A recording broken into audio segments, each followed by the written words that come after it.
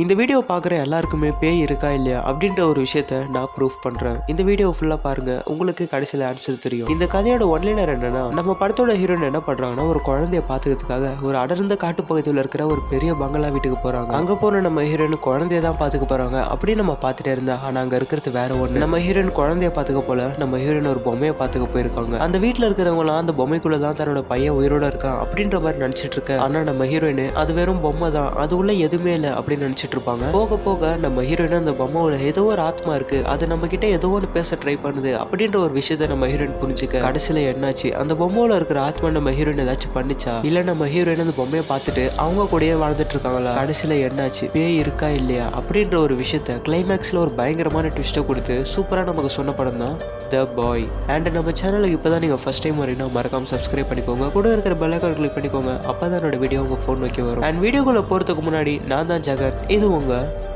Cinema மச்சி.